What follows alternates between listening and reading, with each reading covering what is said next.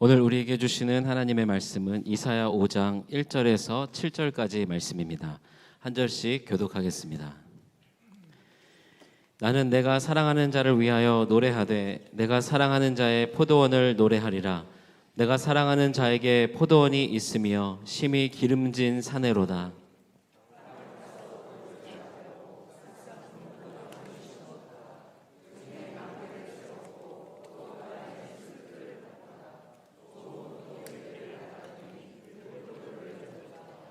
예루살렘 주민과 유다 사람들아 구하노니 이제 나와 내 포도원 사이에서 사리를 판단하라.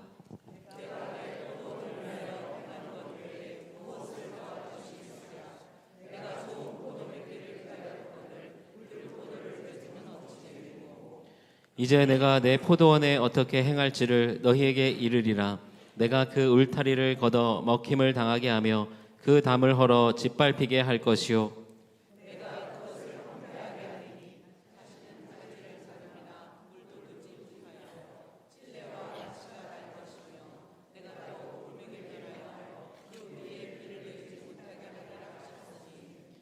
무릇 만군의 여호와의 포도원은 이스라엘 족속이요 그가 기뻐하시는 나무는 유다 사람이라. 그들에게 정의를 바라셨더니 도리어 포악이요 그들에게 공의를 바라셨더니 도리어 부르짖음이었도다. 이 시간에는요, 심은 대로 거두지 못하는 이유라는 제목으로 이사야서 5장 1절에서 7절의 말씀을 함께 나눕니다. 성경에 보면 여러 가지 비유의 말씀이 많이 나와요. 포도원과 관련된 비유도 많이 나오고요, 또 포도나무와 관련된 비유도 많이 나옵니다. 그런데 중요한 건 뭐냐면 나무에 대한 비유가 나올 때 보면 대부분은 나무의 문제에 대해서 이야기하지 않습니다. 뭐에 대한 이야기를 하냐면 열매에 대한 이야기를 해요. 열매를 맺었는가, 맺지 못했는가, 또 맺었다면 어떤 열매를 맺었는가 하는 것에 관심을 두고 그와 같은 말씀을 우리에게 전해주고 있습니다. 우리가 잘 아는 마태복음 7장 19절에도 보면 열매에 대한 이야기를 하시면서 예수님께서 뭐라고 이야기하시냐면 아름다운 열매를 맺지 아니하는 나무마다 찍혀 불에 던져지느니라. 이러므로 그들의 열매로 그들을 알리라. 이렇게 말씀하고 있습니다. 예수님께서 이 말씀을 하신 이유가 있어요. 이 말씀을 듣는 대상이 있었습니다. 이 말씀을 하신 이유는 뭐냐면 당시에 의의 열매를 맺지 못하는 유대인들 들으라고 이와 같은 말씀을 하신 거였어요. 또 예수님께서 이제 예루살렘의 고난의 길을 가기 위해서 입성하시면서 두 번째로 성전을 정화하십니다. 공생애를 시작하면서 성전 정화를 먼저 하셨고요, 또 이제 예루살렘에 다시 한번 입성하시면서 어떻게 하세요? 성전 정화를 해요. 그런데 그 성전 정화를 하신 다음에 어떤 일이 벌어지냐면 다음날 무화과 나무를 보게 되고요, 그 무화과 나무에 열매가 맺어 있는지 아닌지를 이렇게 봤는데 그 무화과 나무에 뭐만 있는 거예요? 잎사귀만 무성한 것을 보게 됩니다. 열매가 없는 그 무화과 나무를 보시고 예수님께서 저주하셨어요. 그러니까 어떻게 됩니까? 그 나무가 말라버렸어요. 그냥 단순히 나무를 저주하신 것이 중요한 것이 아니에요. 뭐냐면 이건 역시 열매 없는 유대인들을 꾸짖기 위한 비유적인 행동이었다는 겁니다.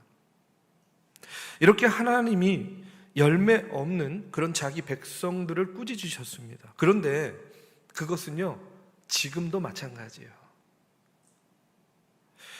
오늘 우리를 통해서, 또 이 땅의 교회를 통해서, 또 우리 중앙교회를 통해서 하나님께서는 열매를 보시는 거예요. 그런데 열매를 맺지 못한다고 한다면 어떻게 되느냐? 하나님의 꾸짖음은 계속된다는 그런 이야기입니다. 오늘 이 시간 이사야의 말씀, 이 이사야 시대와 또 예수님 당시의 이스라엘이 열매를 맺지 못함으로, 아니 열매를 맺었는데 엉뚱한 열매를 맺음으로 인해서 하나님께 내침을 받고 징계와 심판을 받는 이야기를 나눕니다. 오늘 이 말씀을 통해서 또 저와 여러분, 우리 교회를 다시 한번 돌아보는 그런 믿음의 시간이 되기를 주님의 이름으로 축복합니다. 오늘 본문 말씀은요, 포도원의 노래라고 이렇게 이야기해요. 기원전 739년에서 722년경에 이사야 선지자가 이제 하나님을 선한 포도원 주인으로, 그리고 남유다를 포도원으로, 그리고 포도나무를 유다 사람으로 비유해서 남유다의 멸망을 예언한 노래예요. 즐거운 노래가 아닙니다. 해피송이 아니에요. 남유다의 멸망을 예언한 그런 노래입니다. 오늘 말씀의 내용은요, 이런 거예요. 한 포도원 주인이 기름지고 비옥한 언덕에 포도원을 만들었습니다. 2절에 보니까 이렇게 나와요. 땅을 파서 돌을 제하고 극상품 포도나무를 심었도다. 그 중에 망대를 세웠고 또 그 안에 술투를 팠도다. 좋은 포도 맺기를 바랐더니 들포도를 맺었더라. 이렇게 나옵니다. 돌을 제거하고 땅을 갈고 그 다음에 거기에다가 울타리 세우고 가장 우수한 품종 극상품의 포도나무를 심었어요. 망대도 세웠습니다. 혹시 모를 여우나 들짐승의 공격, 도적들로부터 그 포도원을 지키기 위해서. 그리고 포도 열매가 열리면 포도즙을 내어서 포도주를 만들려고 그 집자는 술틀도 만들어 놓았어요. 한마디로 모든 준비를 완벽하게 다 해 놓은 겁니다. 이렇게 준비한 다음에 여름 내내 수고해서 포도나무를 가꾸고 이제 드디어 포도를 수확할 철을 맞이하게 되었습니다. 자, 주인은, 농부는 이제 어떤 열매를 기대했겠습니까? 어떤 나무를 심었다고요? 극상품 포도나무를 심었어요. 그러면 어떤 열매를 기대합니까? 극상품의 포도 열매를 기대하겠죠. 그런데 열매가 열렸는데 그 포도나무에 열린 것이 무엇이 열렸냐면 들포도가 열렸대요. 들포도. 아니, 들포도도 포도 아니에요? 그런데 사실은 들포도는 포도인데 포도가 아닌 거예요. 왜냐하면 이 들포도는 히브리어로 베우십이라고 합니다. 그런데 겉모양은 포도 같은데 실제로는 그 크기가 딱딱하고 보잘것없어요. 신맛도 강하고 쓴맛도 강하고 심지어는요, 어떤 포도는 독, 몸에 안 좋은 그런 해로운 독을 함유한 그런 품종도 있다고 합니다. 그러니까 먹을 수도 없는 거예요. 그리고 포도주로 만들 수도 없는 거예요. 무익한 겁니다.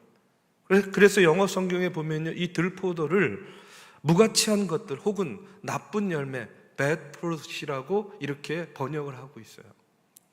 포도원 주인은 그것을 보고 실망했습니다.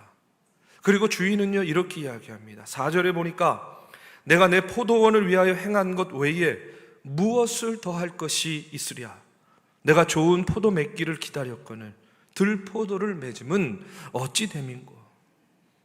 포도원 주인이 탄식하면서 이야기하는 거예요. 뭐라고 얘기합니까? 내가 내 포도원을 위하여 이제까지 행한 것 외에 그러면 더 무엇을 내가 해야만 되는 것인가?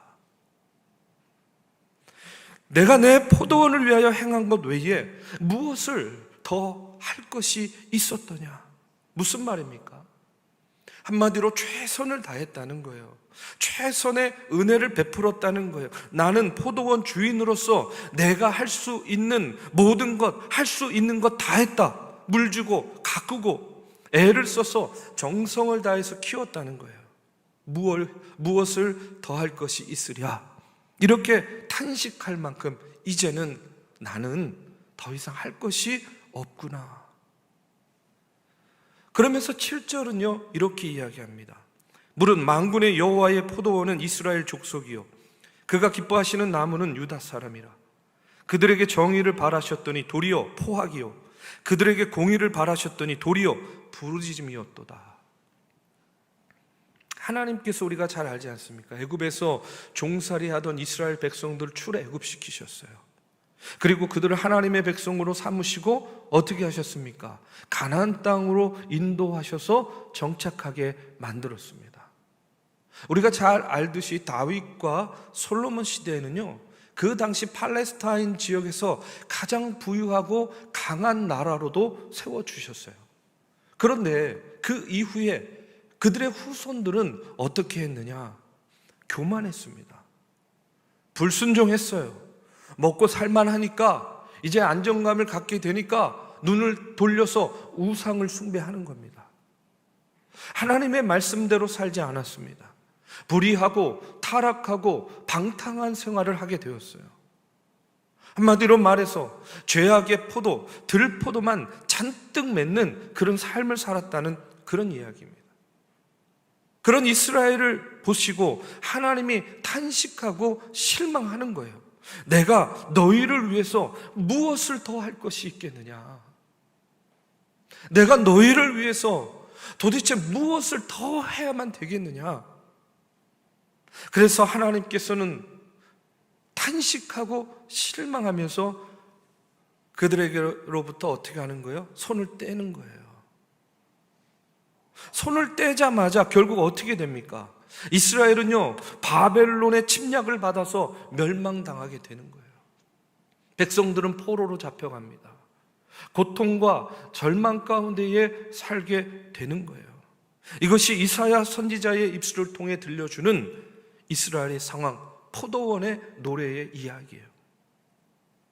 그런데 오늘 말씀을 통해서 우리는요, 우리 나라와 우리의 삶, 나 개인의 삶, 또 우리 교회를요, 겸손한 모습으로 다시 한번 돌아봐야 됩니다.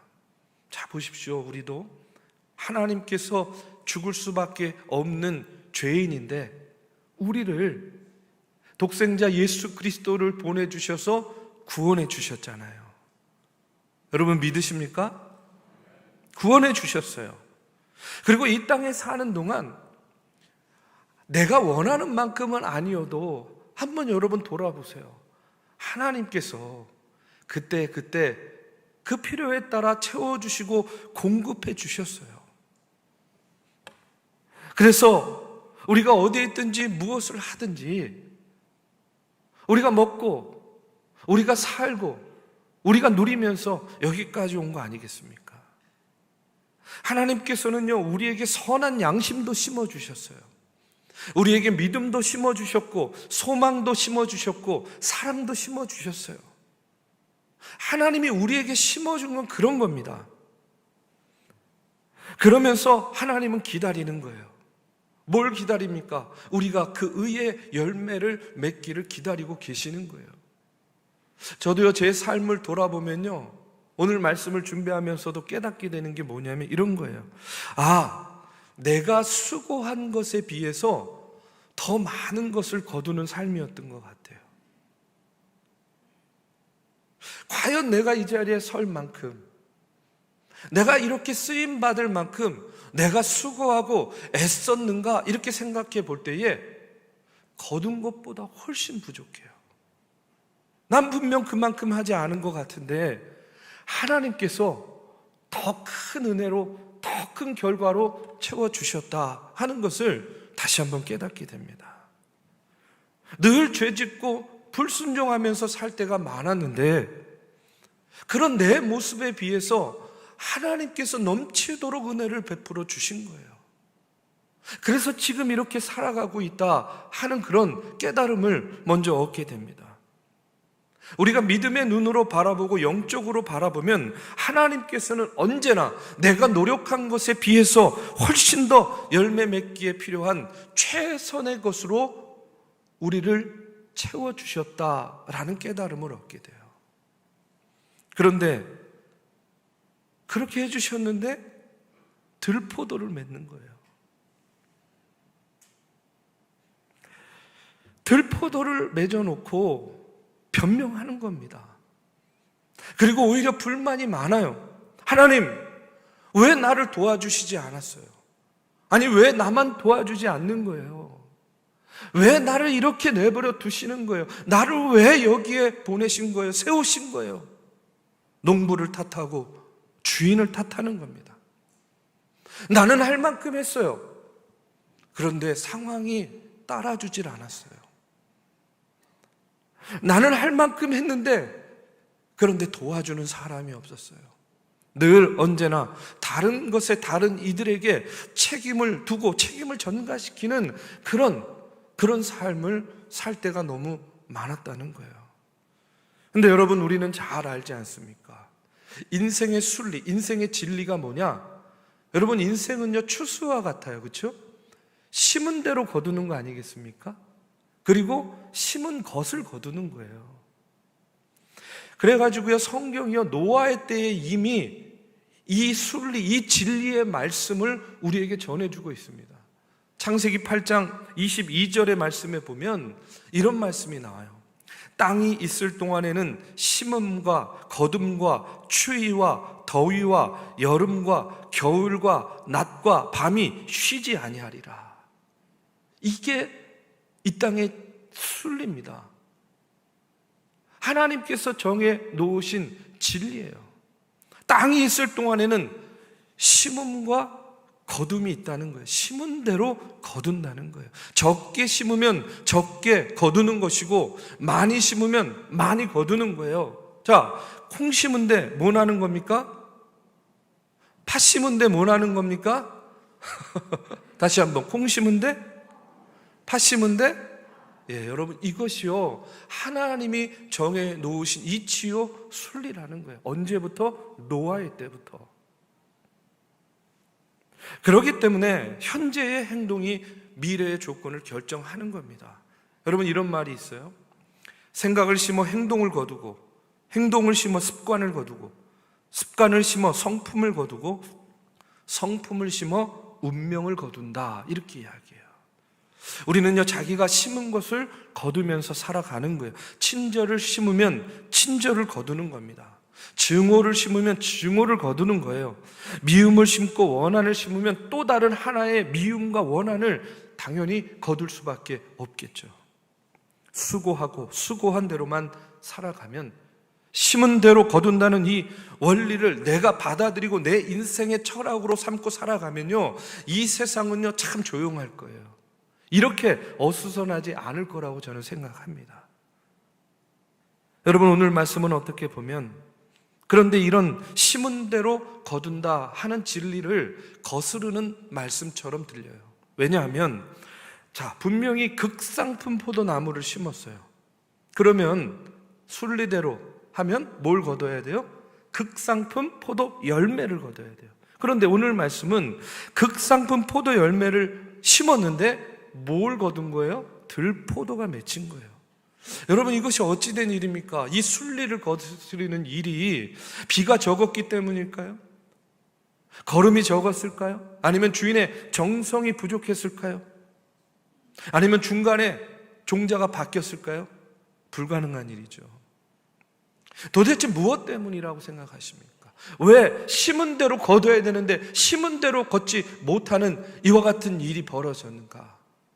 여러분, 그 이유는요, 한 가지예요. 그것은 뭐냐면 우리의 죄 때문에 그렇습니다. 우리의 죄 때문에 그래요. 이스라엘 백성들의 죄 때문에, 우리 안에 있는 죄 때문에 이런 일이 벌어진 거예요. 오늘 7절 말씀 다시 보면, 그들에게 정의를 바라셨더니 도리어 포악이요, 그들에게 공의를 바라셨더니 도리어 부르짖음이었도다, 이렇게 말씀하고 있습니다. 이게 무슨 말이에요? 하나님은요, 사랑을 심으면서 사랑을 원했어요. 공의를 심으면서 공의의 열매를 맺기를 원하셨습니다. 그런데 사랑을 받은 사람들의 마음 가운데 뭐가 들어간 거예요? 죄가 들어간 거예요. 그러니까 사랑을 심은 자리에서 사랑이 나와야 되는데, 열매가 나와야 되는데 뭐가 나오는 거예요? 미움의 열매가 나오는 거예요. 무엇 때문에? 죄 때문에. 공의 안에 사는 사람들이요, 사단이요, 그 마음 가운데 죄를 심으니까 무슨 열매를 맺어요? 공의의 열매를 맺는 것이 아니라 불의의 열매를 맺게 되는 거예요. 진리를 바랬는데, 진리를 심었는데 죄 때문에 뭐가 나오는 거예요? 거짓의 열매가 나오는 거예요. 여러분, 우리는요 잘 깨달아야 됩니다. 우리는 우리 안에 맺는 그런 열매들을 앞서도 이야기했지만 다른 것에서 이유를 찾을 때가 많아요. 눈에 보이는 것, 현상적인 것.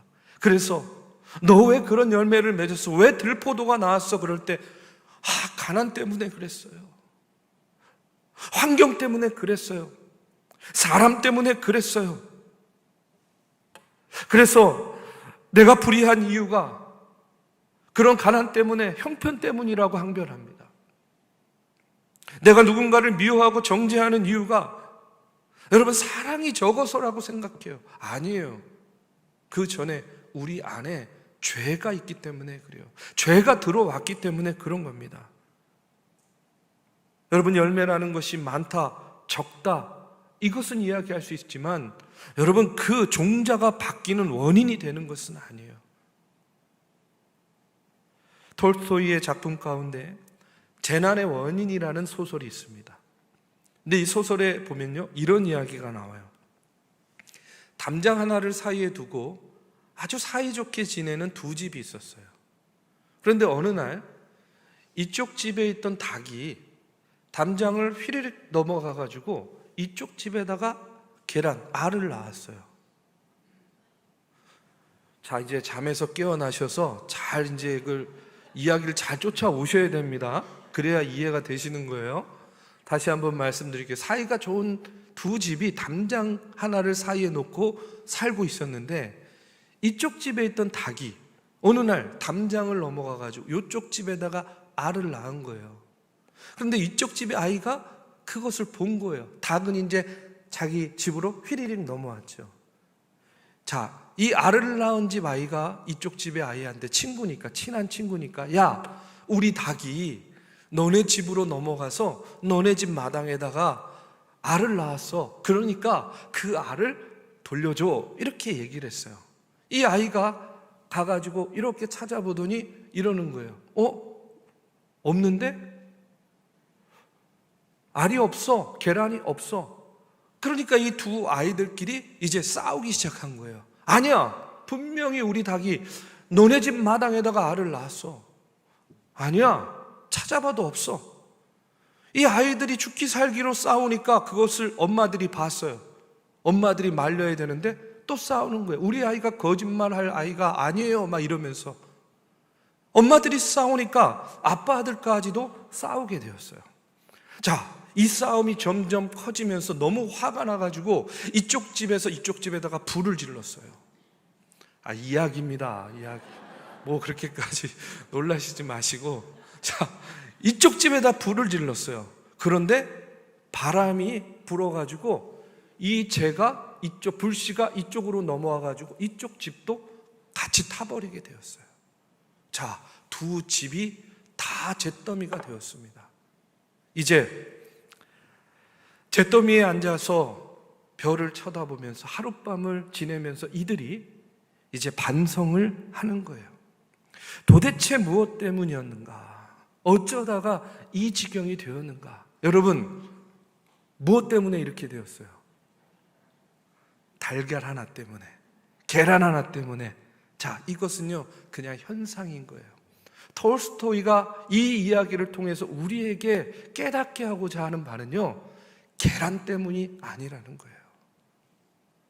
현상적으로 보면 계란이 싸움의 원인이 되었지만 본질적으로 보면 그들 마음 깊이 그 내면 가운데 있는 자존심, 교만, 오만, 다시 말해서 인간의 마음 가운데 있는 그 죄성이 바로 이 싸움의 원인이 되었다는 거예요. 그 결과 잿더미만 남게 된 그런 상황을 맞이하게 되었다는 겁니다. 여러분, 왜 극상품 포도를 심었는데 들포도를 맺게 되었을까? 그 이유는 바로 우리 안에 있는 죄 때문에 그런 거예요. 우리 안에 있는 죄. 그렇기 때문에 우리는 오늘 말씀을 통해서 오늘 우리가 우리의 근원, 우리 안에 있는 욕심과 불신과 정욕과 교만을 찾아내서 그 죄의 뿌리를 뿌리채 뽑아 버리는 일에 관심을 둬야 되는 겁니다. 심은 대로 거두지 못하는 이유가 무엇입니까? 내 안에 있는 죄성, 그것 때문에 나오는 지나친 욕심, 쓸데없는 교만, 그리고 불신앙 때문에 그런 거예요. 여러분 한번 보십시오. 우리는요 지금 참 어려운 때를 살아가고 있습니다. 그런데 여러분, 이 나라만 봐도, 이 민족만 봐도 이 나라와 이 민족이요 언제 한번 어렵지 않을 때가 있었습니까? 저희 어머니요 살아계실 때 항상 하신 말씀이, 어떤 큰 사건 뉴스에 나오면 아휴, 말세야 말세. 늘 말세라고 그러셨어요. 맞는 말이죠. 우리가 하루를 살았다는 것은 말세에 하루 더 가까이 갔다라는 거니까. 자, 보면요, 늘 어려운 때를 살았어요. 다 어려웠습니다. 우리가 역사만 돌아봐도 마찬가지잖아요. 나라를 빼앗기는 치욕도 있었습니다. 동족끼리의 전쟁, 그 포악 가운데 이 나라가요, 구석구석 폐허가 되었어요. 그런데 하나님께서는 이 땅, 이 백성을 위해서 상처뿐인 이 강산, 이 땅을 갈아 엎으시고 거기에 뭘 심었느냐? 극상품 포도나무를 심어 주신 겁니다. 그래서 우리가 복음도 받아들이게 됐고, 이 땅이 치유되고 회복되고 잘 살게 되었어요. 나라도 잘 살고 교회도 잘 사는 교회가 되었습니다. 그런데 어느 순간 거기에 잡초가 생기고, 거기에 엉겅기가 생기고, 가시던 불이 우거지기 시작했어요. 그러다 보니까 이제는 어느 종자를 심었는지를 모르는 거예요. 어떤 열매를 맺어야 되는지조차도 잊어버리고 사는 겁니다. 욕심, 교만, 여러 가지 분쟁들, 스스로의 자정 능력을 갖지 못하니까 스스로 해결하지도 못하는 거예요. 여러분, 은혜가 모자라서 그렇습니까? 여러분, 비가 모자라서 그렇습니까? 우리가 무슨 변명을 하겠습니까? 방법의 문제가 아니라 목적의 문제고, 가지의 문제가 아니라 뿌리가 문제였던 겁니다. 저는 교회도 마찬가지라고 생각해요. 우리 교회, 우리 중앙교회, 여러분, 예전의 교회도 어려웠고 지금의 교회도요, 어려운 때를 보내는 건 마찬가지예요. 그런데 보십시오, 대한민국에서 우리 교회보다 더 좋은 위치, 더 좋은 입지 별로 없습니다. 아니, 최고로 좋은 자리에 우리 교회 세워주셨어요. 아멘. 하나님께서 그리고 그때마다 극상품 포도나무를 심어주시고 망대를 세워주시고, 그래서요, 여러 가지 어려움과 그 환난과 풍파 속에서도 여러분, 우리를 지켜주신 거예요. 이 포도원을 지켜주셨어요. 그리고 우리가 한 것보다 훨씬 더 큰 은혜와 보상으로 지금 여기까지 인도해 주셨습니다. 그러면 하나님께서 우리를 보시고 무엇을 원하고 무엇을 기대하고 있을까요? 당연히 하나님은 극상품 포도나무를 여기 심으셨으니까 극상품 포도 열매를 기대하고 기다리고 계시지 않겠습니까? 이것을 통해서 한 영혼이라도 구원받고 복음에 비친 마음으로 복음 전하고 기쁜 마음으로 헌신하고 구제하고 세상의 빛과 소금의 역할을 하라고 가장 좋은 위치에, 가장 좋은 땅에, 가장 좋은 극상품 포도 나무를 하나님께서 심어 주신 줄로 믿습니다. 그런데 여러분, 들포도를 내서야 되겠냐는 거예요. 우리가 들포도를 맺어서 되겠냐는 겁니다. 하나님이 우리를 보시고 내가 너희를 위해서 무엇을 더 해야만 하겠느냐, 이렇게 탄식하게 하시면 되겠냐는 거예요. 먹을 수도 없고 다른 곳에 쓸 수도 없는 쓸모없는 들포도. 여러분, 교회는 교회인데 교회 같지 않으면 안 되는 거죠. 성도는 성도인데 성도의 모습으로 살지 못하면 안 되는 거죠. 저는 오늘 말씀을 준비하면서 5절, 6절에 나오는 말씀을 묵상하면서요, 참 두렵고 떨리는 마음으로 읽을 수밖에 없었습니다. 우리 한번 다 같이 5절, 6절의 말씀을 함께 봉독하겠습니다. 자, 시작. 이제 내가 내 포도원에 어떻게 행할지를 너희에게 이르리라. 내가 그 울타리를 걷어 먹힘을 당하게 하며 그 담을 헐어 짓밟히게 할 것이요, 내가 그것을 황폐하게 하리니 다시는 가지를 자름이나 북을 돋우지 못하여 찔레와 가시가 날 것이며, 내가 또 구름에게 명하여 그 위에 비를 내리지 못하게 하리라 하셨으니 하고 나와요. 여러분, 열매는요, 크기가 문제가 아니에요. 많고 적음의 문제도 아닙니다. 중요한 것은 어떤 열매를 맺느냐가 중요한 거예요.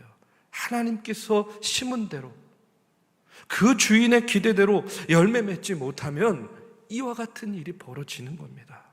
이스라엘 같이 심판받을 수밖에 없어요. 있는 것마저 빼앗기고 망할 수밖에 없는 겁니다.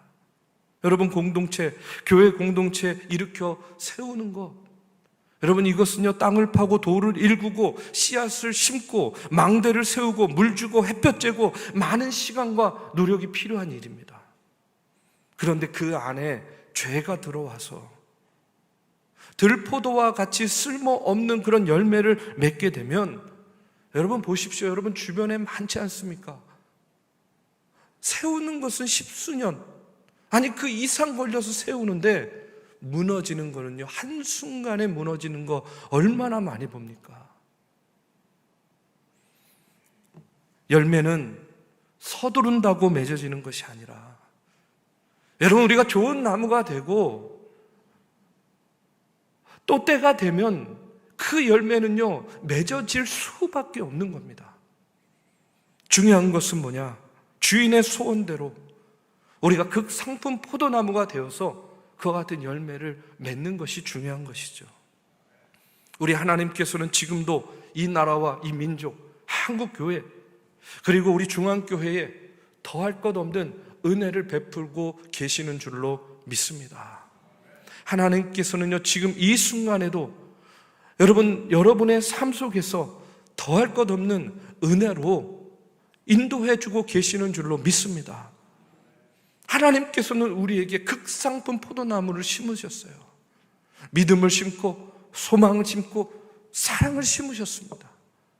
그러면 우리는요, 당연히 그와 같은 열매를 맺어야 되지 않겠습니까? 우리가 죄로 인해서 변질되지 않아야 됩니다. 들포도 맺어서는 결코 안 됩니다. 우리가 뿌리를 더욱더 단단히 해서 이와 같이 어려운 때에 오히려 우리의 믿음이 더욱더 굳건해져서 우리 하나님께서 심으신 대로, 주인이 기대하는 대로 우리 중앙교회가 심은 대로 거두는 교회, 극상품의 포도 열매를 거두는 그와 같은 교회가 되기를, 또 그와 같은 삶이 되시기를 이 시간 주님의 이름으로 축복합니다.